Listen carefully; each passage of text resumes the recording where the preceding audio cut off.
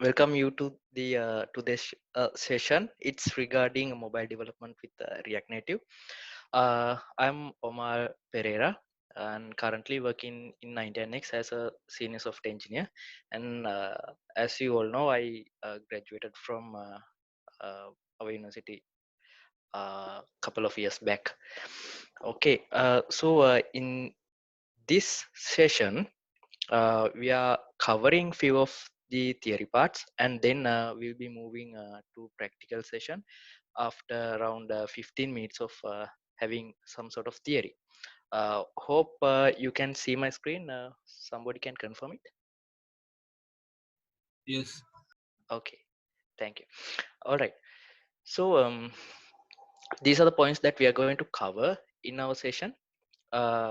First, we'll be looking to what are native applications and hybrid applications. I have a few slides, but almost in every slide, we are talking about sort of general points. So we can skip, we'll be able to skip some of the slides since we can discuss more and more things in later. And a small set of guide and motivation why we are going to build hybrid applications by using hybrid technologies rather than going through in the process of building applications with native technologies. And then we can look into React Native, and we can dive a bit deeper with uh, key elements in React Native, and then we'll be there for our hands-on session. Okay, so here we have few icons or images. Some of them might look familiar to you, but some of the icons may not. Anyway, these two words, native and hybrid, might be very familiar to you guys. Native in the sense, some of the applications we are using today are like built only for Android or built only for iOS. And hybrid technologies are used to build applications for both of those platforms by using one code base. So let's take a small example. I'm going to build a small application to you guys. Let's say Facebook. So I can hire two set of development groups and assign one the group one to develop the Facebook app for only for Android platform. So they will do it with Java or Kotlin, and that cannot be built and run in Apple devices. And my second team, I am going to assign to build a Facebook app for iOS, so that they will be going to develop it with Objective C or Swift, and that project will not be able to run in Android. So that's like those projects are uniquely built for platforms. But in hybrid technologies, we only need only one team and one project. Right after we do all the coding, we can build the same project to Android and iOS. So that's the difference between native and hybrid. So I think there are few people from first year. So I think you guys got the concept here. And today we are going to look into the hybrid technologies, and from these two competitors or the candidates, we are going to be deep dive in React Native, and we'll be build our first React Native application in this session. Okay. What are these native applications? So these are the applications that can be only run in a specific platform. As I said in earlier, currently the most popular two of them are iOS and Android. So Android will be developed with Java or Kotlin. Those are two separated programming languages, apart from Swift and Objective C, which we are going to use for iOS app development. And these Android apps can be only installed in Android devices, and iOS apps can be running only in Apple devices. And if we bit peek into the advantages and disadvantages, these native applications are very efficient, and they can use the resources very effective way. Because let's get another small example. Let's say we are going to build a iOS application, and from Apple they are providing us all the tools. Let's for in order to develop Apple uh, apps, they are providing Xcode and other kits and all the things. So those SDKs are more and more optimized to their operating system, because the operating system also developed by Apple, and the SDK also developed by Apple, and the programming language also maintained by Apple. And they are, I mean, they provide all the resources, and those resources are um, uniformly and effectively consume the sensors or the hardware like camera and other stuff in a very effective way. But when it comes to hybrid applications, it's different, because we are using the same code base. So we are writing the project with one language, but when it comes to execution, that will be executed in two different platforms. So it's difficult to uh, effectively use resources, because there will be another middleware or bridge in between the hardware and the code that we write, because somebody should translate the written language of hybrid application into Java or Objective C. Okay, that we'll be discussing later, but keep in mind that we have sort of issue like that. And as I said earlier, these native applications have a higher support to interact with device camera, I mean device hardware and resources. For an example, let's take the camera. So in native applications, camera will be very fast and there will be no lagging. But in hybrid applications, there might be some sort of lagging and slowness noted in hybrid applications. So uh, there was a technology called Cordova previously, in around 5 or 6 years back. When it comes to camera, it's bit power consuming, and it was bit low performing. But in Android or iOS, uh, those native applications are very faster in the sense of using camera. But when evolving the hybrid applications, that slowness and performance delays are addressed. And up to this point, uh, in in this talking moment, that is mostly addressed, but we can notice few of the implications. Anyway, so what are the downside of native applications? So as we discussed earlier, now in order to build a single application uh, to Android and iOS, we need two different skill set. So that means we might need two teams, two dedicated teams. So we have to pay those guys. So it's bit costly. And when it comes to maintenance, we have to maintain two different teams and two different code bases, two different repositories. So altogether, this is bit costly. And uh, let's say we are going to do a feature, so that feature we should be implemented it in both of the code bases, so that will take some time also. So rather than going with native applications, having hybrid technology and develop an application that can be run on both platforms by using one code base will be more advantage in the sense of cost and time. uh, then we talk about native applications. So the next point is to discuss about hybrid applications.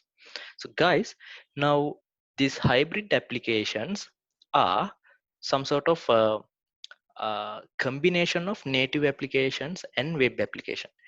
Let's say we have an Android device and we need to run an hybrid application. So in order to that, in order to run that, we need the support of native application. So it's sort of a hybrid application wrapped by a native application. So that's happening in almost every time when the process is happening.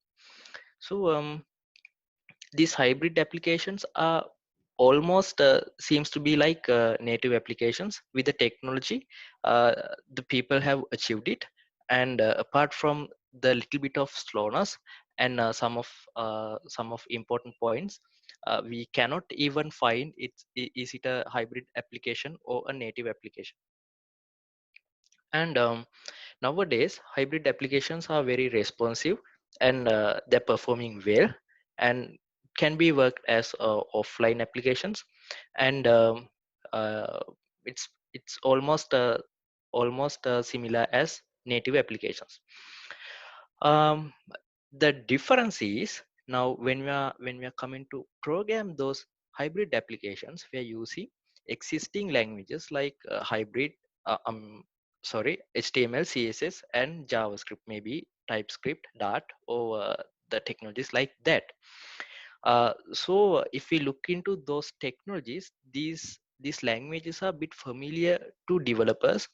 Like even for web developer, this HTML, CSS, or JavaScript things are much much easier to do, and if like they are very comfortable with those languages, so they can come into the mobile industry by using these hybrid technologies rather than learning Java, Kotlin, or Objective C, or Swift. And we have lots of plugins to these hybrid applications which we can use in order to get more power in the code. That in the sense, let's say we need to integrate a push notification server to our hybrid application, so we don't need to go and implement from the scratch. We can import a a, a built uh, third party module to our project and get use of it. So something like we do npm install and the package name, then the already built package will be get installed in our project, and we can use this third party module to get push notifications triggered and show some in status bar, and so on.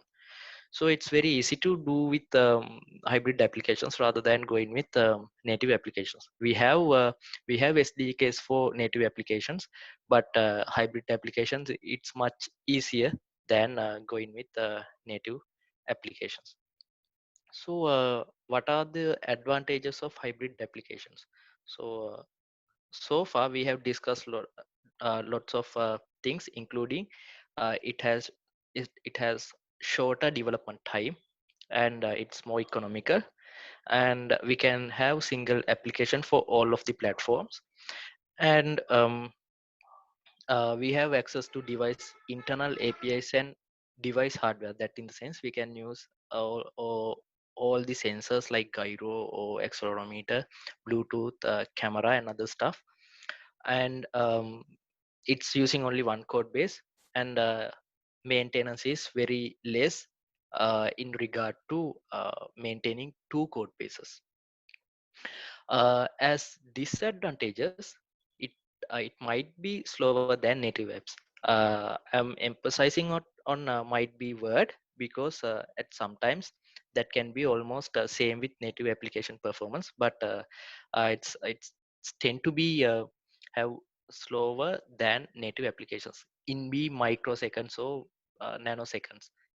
Uh, and hybrid applications are bit dependent on third-party modules, which we can understand when it comes to a hands-on session, because I will show how uh, a React Native app is composed with, and we can understand about dependency on third-party modules that written by open source developers. Okay, and we can notice some of the limitations in extreme ends. That in the sense, if we are going to build a big feature that somebody haven't done previously, we will not be able to get some support and third party modules even. So in that case we need to go and implement uh, Java code in the hybrid applications or objective C code in hybrid applications in order to get that feature run in a specific platform. So that is for extreme ends. So if you are going with pet projects and some sort of uh, general industrial projects, we will be not experience in these extreme conditions. Okay, so as you can see, we have a few lists given in the slide. Xamarin, Ionic, Flutter, and then React Native. I haven't included in this slide because we are going to talk about React Native. So these are few of the hybrid technologies or the frameworks that get famous in some time back and currently. So this Xamarin actually came a few years back, and that was developed by Microsoft. And with the time, it went off. Then Ionic came into the battlefield, and people are still going with Ionic. And then Flutter came, and it is backed up by Google. Uh, and also React Native are the top two hybrid technologies at the moment. Let's get deep into React Native. So its motto is learn once, write anywhere. Because now uh, React Native, by using React Native, we can even write desktop applications. Even for Mac, we can write applications. Um, I mean, we can use the most of the same code base that we written for mobile. We can use for desktop application even. Uh, the plus point is we are using a same language, so that we can we can even reuse the components that we build in our project. So uh, in for web we are using React, and the style is very much similar uh, when it comes to React Native. So we can build mobile applications even. So that components can be even reused in desktop application development. So if one developer is going with hybrid technologies, he can do anything in almost uh, all the stacks in the IT industry. So stacks in the sense mobile, web, and the desktop. Okay, so if we look into a bit background of React Native, it initially used by Facebook internally, and then they open source it. So most of the framework is composed with Facebook support, and later the uh, community came into the support, and lots of people, open source developers, are contributing to React Native, and then and that's how it's getting developed time to time. Mm, so this point explains, even though we write it in JS, JavaScript, or TypeScript, it is much uh, similar when it comes to running in the real world, uh, much similar to native applications. And it has great rendering power, and it I mean by looking at the app, we cannot identify is it developed by React Native or any other native technology. Uh, yeah, these 2 points actually we discussed. It's some of the points that we discussed previously. Okay, now this is bit technical, but I need you to bit look into this, which will be provide you a good understanding of the technology under the hood of React Native. So this is what happens when we develop an React Native application and run it in a real device.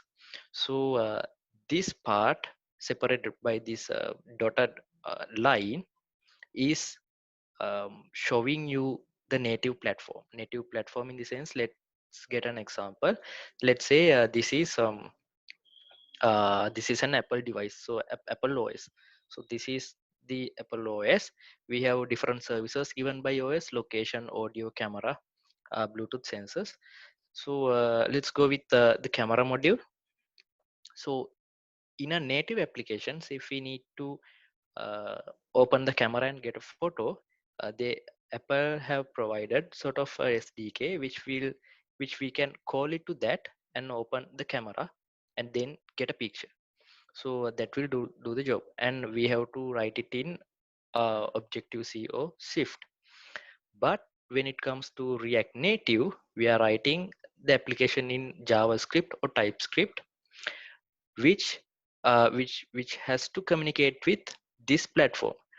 But think, now we assume this is iOS, and that only knows about I mean the communication is happening through a different language. Now this application can be run in Android applications as well. So at a time, this platform can be Android. So Android is written in another language. So somebody should do that translation.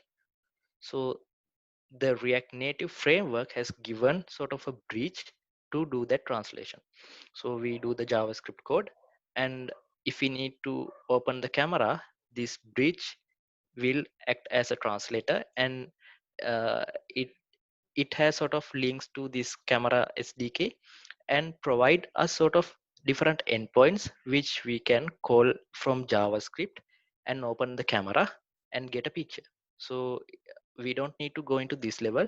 This bridge is providing all the things and simplified most of the things and provide few of the endpoints to us. So just if we need to open the camera, we only need to like as an example, camera dot open, that's it. That camera is API is given by this bridge. Okay, so why are we using React Native? It has optimal performance, and even Flutter is also providing that performance as a hybrid application, and we can reuse the code. uh, let's say we are going to build a button, and that button can be reused in any way by providing different properties into it. Maybe we are creating a sample button, and we can pass red color, blue color, green color into that, and that button will get changed according to those properties. Maybe the text that we need to show inside that button. Even large community. So why the community matters?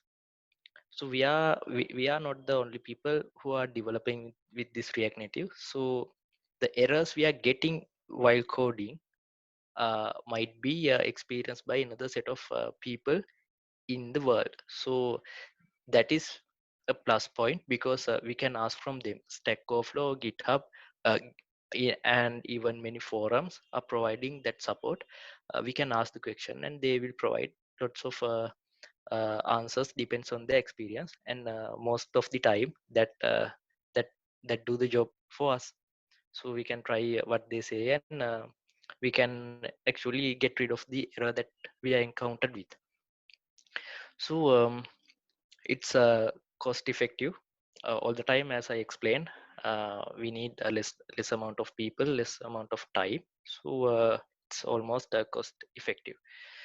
And one point, this is fully open sourced, so uh, we shouldn't pay uh, nothing to anyone. So we just need to download the the initial setup and search it in the internet. What we should do depends on our requirement, and develop the application. Again, support for third-party plugins. React, as I explained you earlier, we can use third-party plugins in order to uh, extend the capabilities of our application. So I think you can remember my push notification example. We don't need to go with Scratch. We can get use of third-party plugin and develop it quickly. And they have provided their documentation to use the third-party module. So it's very much easy. Just we need to look at their documentation, use whatever the things that we need from their component. Okay, so components. This is actually we don't need this, but I want you to uh, get familiar with this terminology, because most of the time we are coming across this component terminology, and in that case I think that will be easy you to understand this first. uh, then you will be happy while coding, as you are, you can understand it. So what is a component? Let's go with an example. So let's take a small login page, so that we can call it as a component. Then inside it, we might find a place to input our username and the password, and a button to submit it. So those elements are also again components, might be subcomponents we can call it. Components in the sense, any element which we can use in different places by pass, and we can uh, change its behavior by passing properties. So the login button we have implemented here can be used in another place, and when implementing the button, we can pass properties in the sense, maybe string or boolean, or sort of any sort of value. We'll be looking to this as well in our practical guide. So in the forget password page, we can use the same button but different text, so we don't need to go and implement the same uh, all the code we use for a button. Instead, we can call the button with the name that we are expecting to be inside in the button. So in the login page, it should be login. In the forget password page, button should be request a new password, something like that. Okay, so that's actually the definition or the basic idea of a component, and that can be different when it go deeper into the technology, but I don't want to mess you up. Just want to give you an high level idea, um, which will be help you to understand the rest of the session. uh, Here the state in the sense, in components we can keep a small memory. So this state is where uh, we can store sort of values um, in a component. Let's say we are building a small counter, so we need to add one existing number when user clicks on the button. So we can keep a state with the current number, and when clicks on the button we can update the state. Once we update the state, the whole UI or the component will get updated. So that's how React is working. There can be a, I mean, you won't be able to get the full idea, or the dots are not getting connected at this moment. But don't worry, just keep these terminologies in your mind. Okay, as I explained you earlier, props are the short form of properties, which we are using to pass values and change the components. All right, so that's it for theories. Let's look at the time. Okay. let's go and implement this application within our next 20 minutes. I have a GitHub repository, and it has a few branches which we can use for see the steps of the implementation, uh, and that will be happen in this practical session. So this is the application that we are going to develop today. This is small app which shows a list of movies, and we can see different list items here, and almost every list item seems to be identical, except this thumbnail, name, details, and the button. This can be actually scrollable, and we have a header in here, and clicking on this watch now button will navigate you to YouTube by opening a browser in your application. So before starting coding, before start coding, some of the things we should do as configurations in order to develop a React Native application. You should install these components in your machine. So basically Node.js, Java, React Native CLI, Android Studio, or Xcode if you're on a Mac.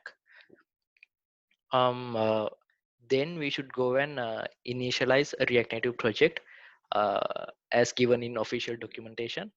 I keep opening this because that will be the uh, destination whenever it is w- when we uh, when we need to search for something when implementing in React Native. Here again, we have to define npm modules. It is not needed in very initial state, uh, and the next step is determining which components we are using to develop this application. So if we are going to develop a web page, we need to identify how it's going to be, arrangement. Even we should put a slider in top of this top of the web page, and then there will be some sort of paragraph and some sort of images, and that should be separated uh, evenly according to the width. So those of the arrangement, the mind map, we should uh, we should keep in our mind.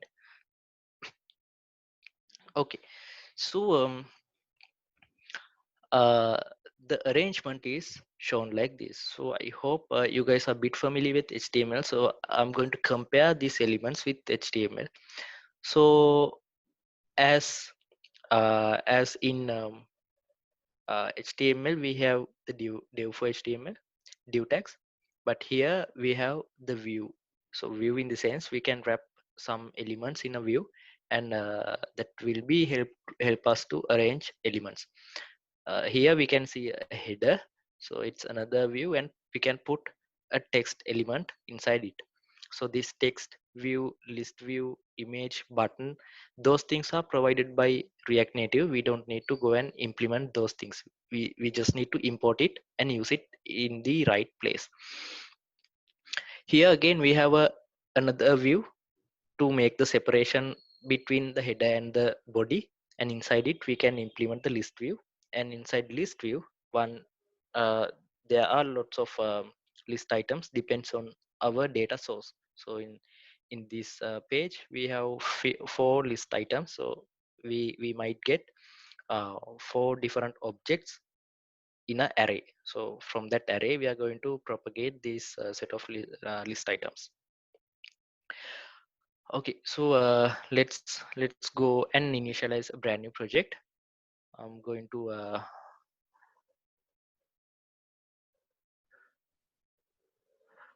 open the browser.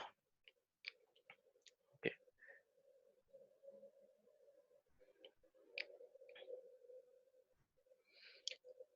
this is the official documentation. It's reactnative.dev. You can Google it and find it. It's not very hard to find. Uh, there you will get an option to initialize a project. If you are bit behind, and if you need to set up the environment, they are providing a different section where you can set up your environment even. Okay, so here they have given two options. I'm going with reacting to CLI quick start. Here we can copy the command to create a new application. If you are on Windows and depends on your operating system, you can go and select these tabs and get the support from the documentation. So I'm going to copy this and paste it in a terminal. If you are on a Windows machine, you just want to open a command prompt and paste the command. So before entering this, uh, I'm going to check the things in the command line. You can see npx react native init the awesome project. um, Awesome project in the sense the project name that we should provide. uh, I would like to go with rn demo. Okay, this will take few minutes, up to like 5 to 10 minutes, depends on your internet connectivity. So I'm going to uh, close this, as I have already cloned one of the project from their uh, documentation. So I'm going to close it and heading to the place where my clone project is saved. Okay, okay, here it is. So I'm going to open it in VS Code. Okay, as you can see, we have few directories and files here. Just want to go through one by one. This Android directory is to put all the native implementation for Android. We don't need to go and edit anything inside this folder at the first step. For iOS, that's quite same as Android, but for it's targeting iOS applications. So we don't even go and edit inside this directory at the first moment. The files that we are actually worrying about is this app.js and this index.js. Index.js, in the sense as in the web development, is the first file that is getting triggered when we run the application. So there it says, okay, as the first step, go and uh, uh, I mean, run this app. Where is this app is from? Okay, that is the app.js, where the code is reside for the um, for our application. Okay, so we are going to run this application. If you are on a Windows machine, you need to install Android Studio and create a device so that you can run it in your machine. We call it as a simulator, or even you can plug your Android device to your machine and run this application. Make sure that you have enabled the uh, uh, developer switch in the settings in Android before debugging this. Okay, in order to run for Android, the command is react native run dash Android. Okay, so as I'm on a Mac, I just want to run this in Apple simulator. So the command is iOS, or we can straightly go to the place where I downloaded the code and open the iOS folder and double click on this project name, and we can run it.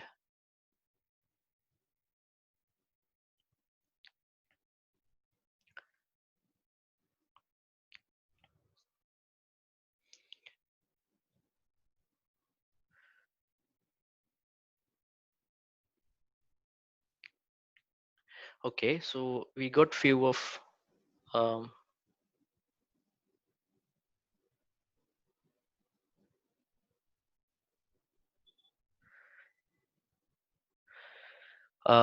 we got a screen, and now I'm going to explain you how it's going to map with the code. So side by side, I'm going to open the code here, and if you can see, we have lots of code here. I'm going to delete one by one so that it's easy to get understand at the first moment. I'm going to switch into my next branch, which will be there for simplified code, and I open the same file, uh, app.tsx. Okay, so this is the code that we need to run this application. As you can see, if I collapse this code, this text is there for show a minimal code. So if we change something in here and save, that will be rendered in here. So if we need to change the color of this, we have defined few of these styles, and this is very easy to understand as it's like HTML like language. So I'm going to put it like red. The color is changed to red. So from where are these text and view are imported from? Those are from React Native. So just we need to import it and use it. Okay, so going back to the slide, we need to put a view here and another view here, uh, and we need to arrange it. So how we are going to do it?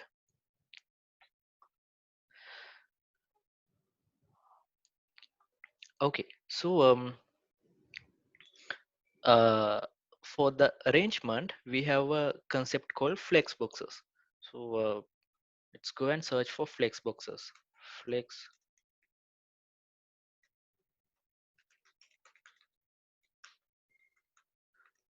Okay, so we are getting lots of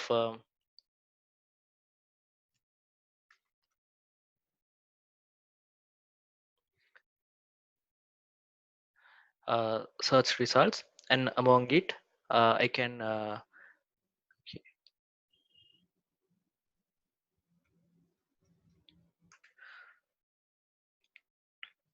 go to the official documentation again and check what they have providing us in order to do the arrangement.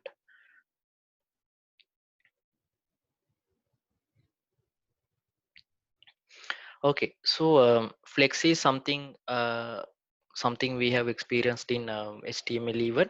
So it can arrange and fill the space according to the command that we are giving. So we have set of directions. If we are go with row, that will be I mean child elements will be arranged into left side, and row reverse horizontally for the right side, column that will be um, arranged in downwards, so on. So we can justify elements into center or into end of the space, something like that. So I need to arrange my first view to top and fill the rest of the space by the second child. So I'm going to put two views in our code, and my ratio is 1 is to 9. So 1 for header and 9 for the body part. um, we can get the code idea from here. So parent will be flex 1 and direction should be column. Here it's row. I want to arrange my children's in downwards. So flex direction will be column, and we'll be putting two view items, and set one, uh, the first child's flex to 1, and the second child's flex to 9. So total will be 10. Okay, so I have a container. I'm going to comment this one, and put two children in here. I've got to go with view. Okay,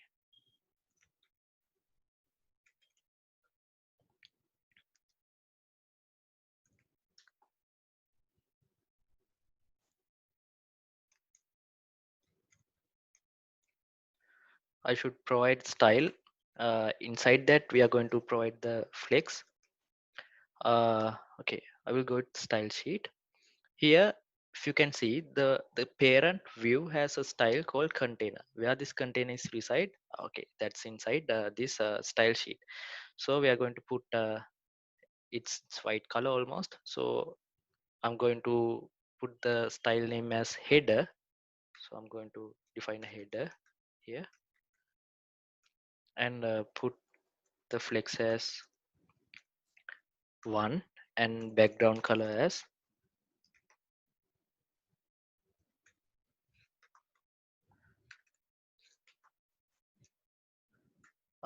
let's go with red. Okay, and again to body part, go with body section.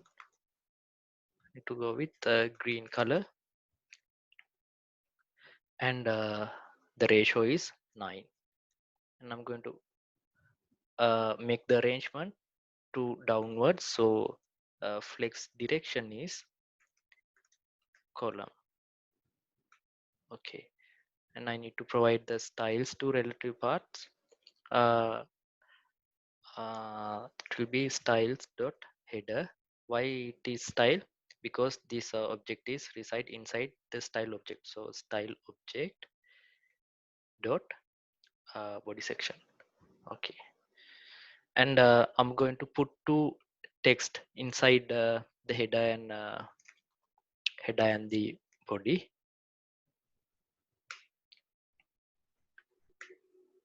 and call it as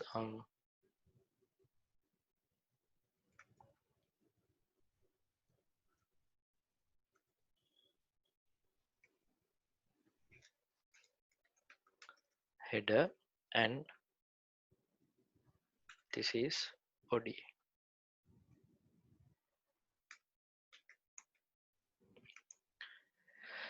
Okay, with blue color, then that will be visible. Okay, now it's very simple code that we code within 1 minute like time. So the arrangement is something like that. This is much similar to the what we are going to do in other time even. So the arrangement we just need to go like that. So we can rename it as movies and change the background color to white, and here change the background color to white, and then do the list thing. So in order to implement the list view, first we should provide we should design one list item. How we are going to design the list item? Something something that we did previously. Um, we should provide a one big view, and we should divide it into two sections, one for thumbnail and one for information.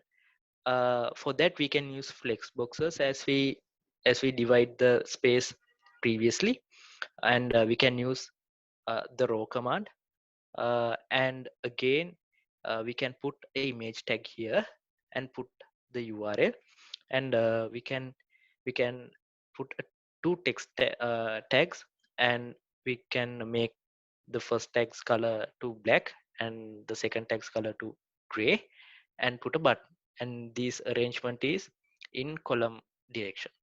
Okay, so to show you that, I will get a pull from my next branch.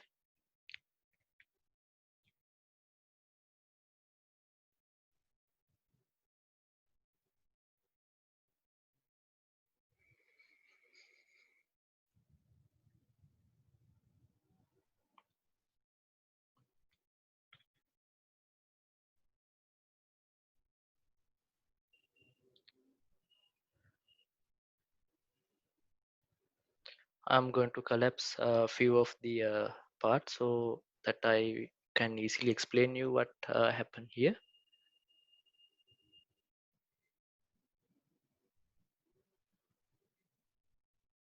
Okay, I'm going to save it.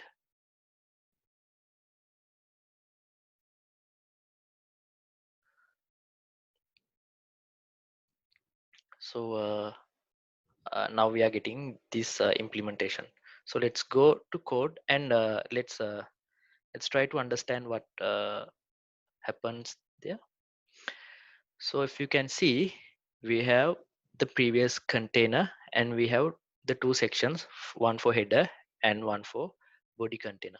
And inside header, we have provided one text element as we did previously.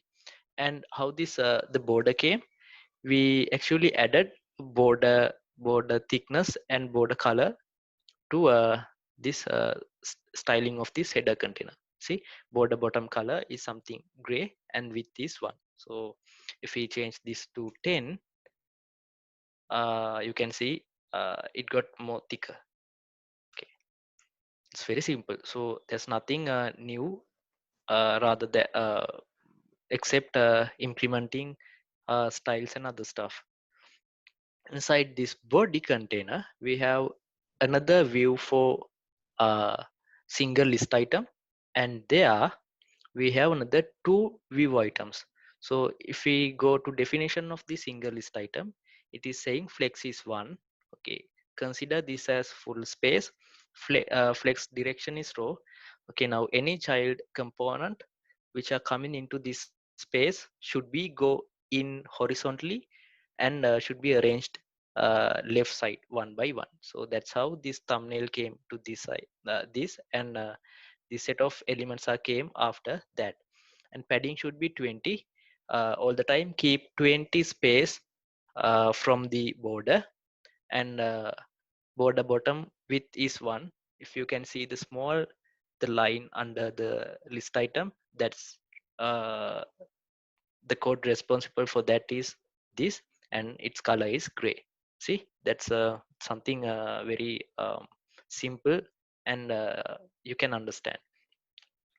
And now inside this thumbnail container we have the image.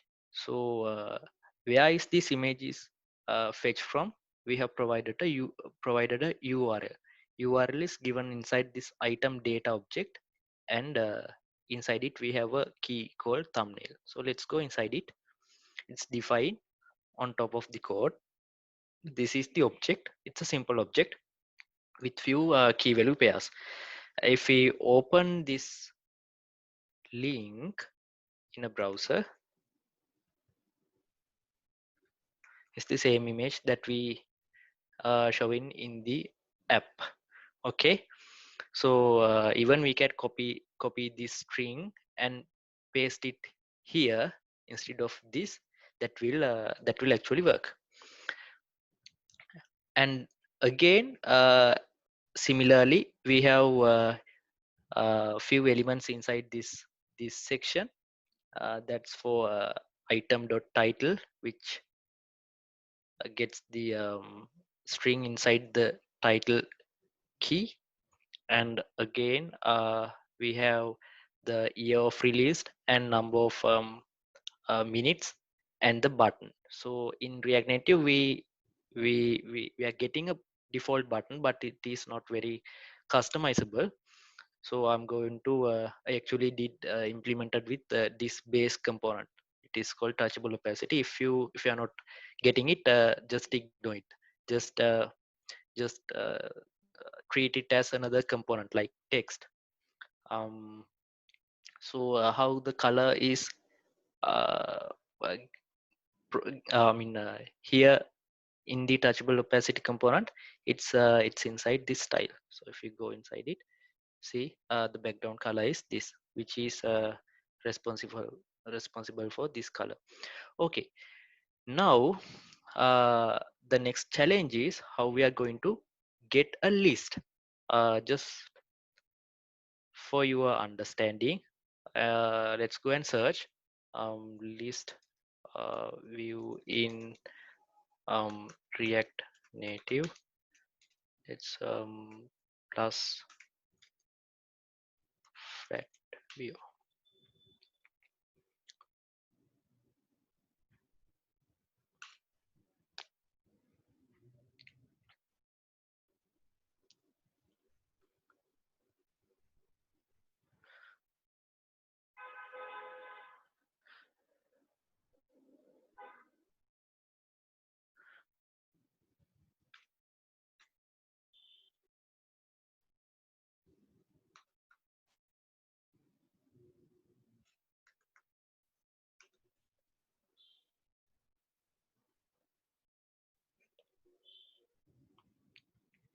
Okay, I'm in the official documentation, and this is how a list is working. We just need to put this flat list thing, and for that we should provide set of data. So if you can see here, now first item, second item, third item is fetched from uh, this set of data. We also have a array of data defined in our app, and let's see how it will be working inside our app, and how we are going to give this style, this set of like, I mean, the purple or rose color, that we should provide inside this render item. So where is this render item is fetched from? That's something we should implement by giving the shape of one list item that we, I mean, in our code we have already done. So we need to put these 5 lines and put our single list item inside this instead of this rend item, and we should provide more and more data as defined in here.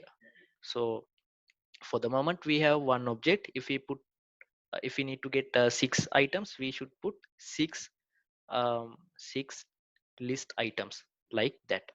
So by this flat list, it will get all the data and push one by one into the list. So we don't need to render one list item and uh, then render the next list item by ourselves. So let's go and fetch the code for that.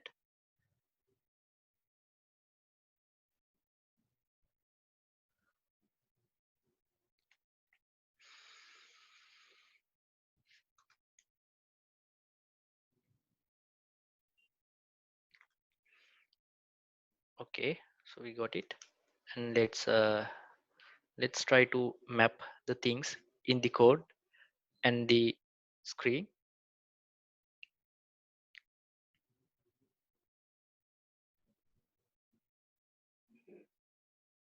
Okay, you know this style sheet, so that's only with our stylings.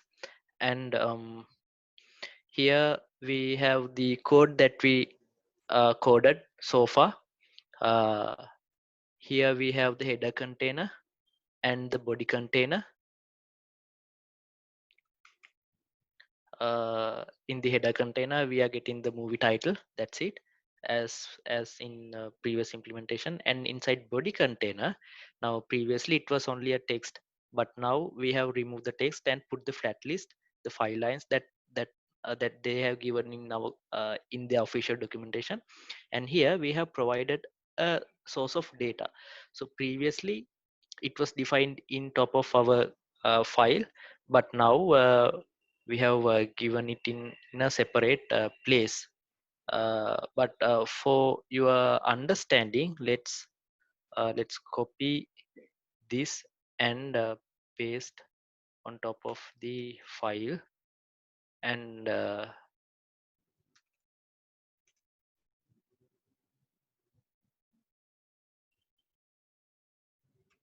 okay, now all the data in our file.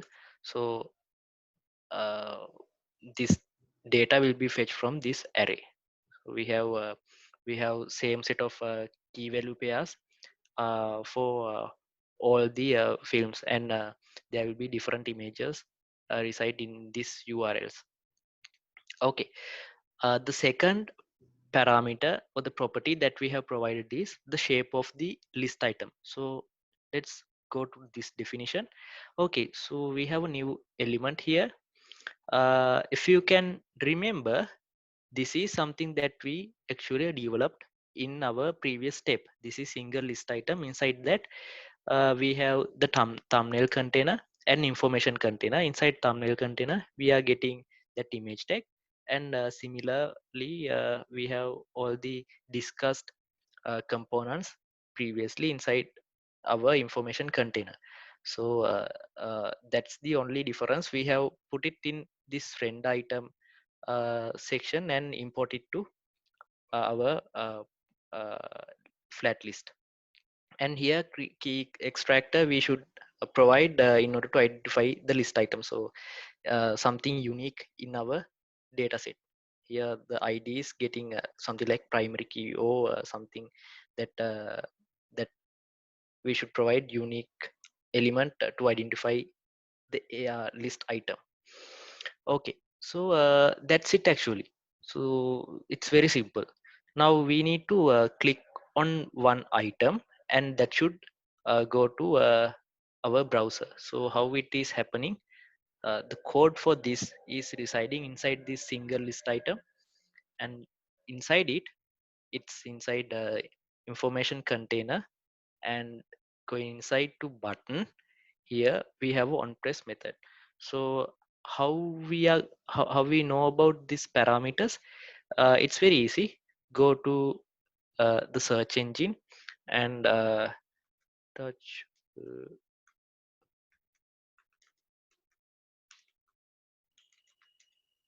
okay, going back to the same documentation, and for each component they are providing the allowed set of parameters that are that are allowed into the property. So we can define any of these. Let's go and check active opacity into something like 0. So that will actually blur down the let's go 0. Okay, if I click, that will be like almost invisible. So that's how it renders. Let's go and get another one quickly.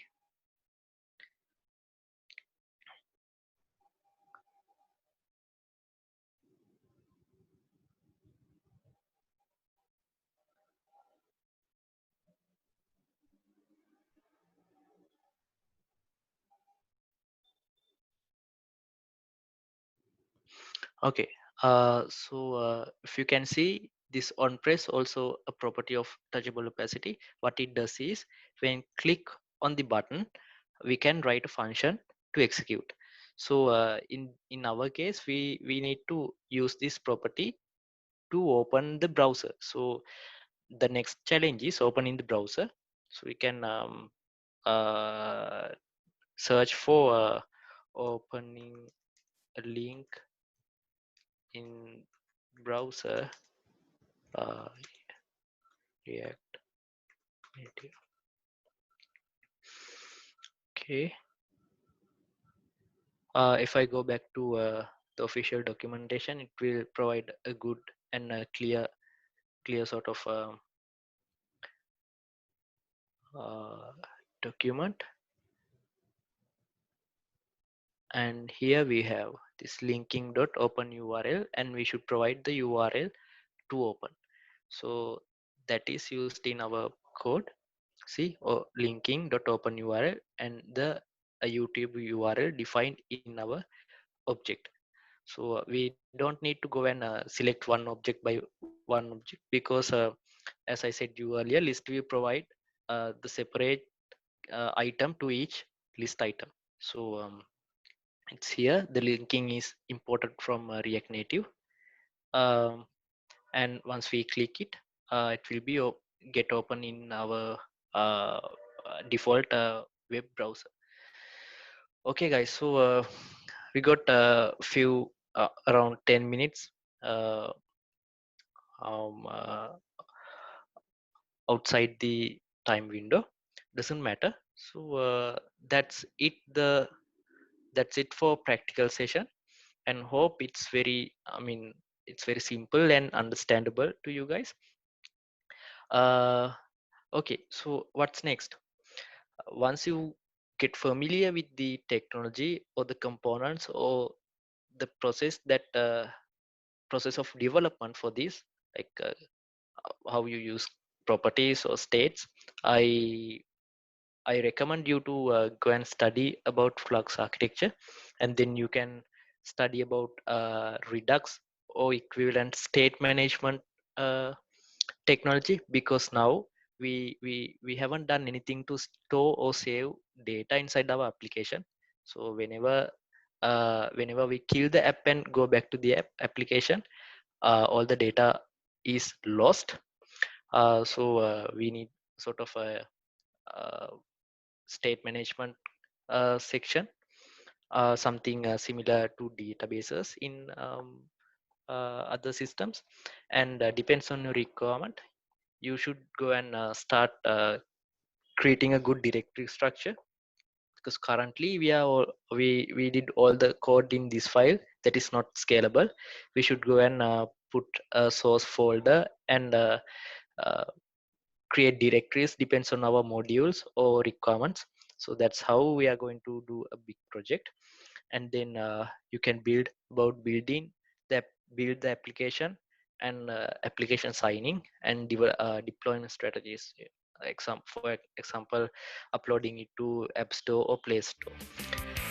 uh, yeah, that's it for today's session. Thank you guys.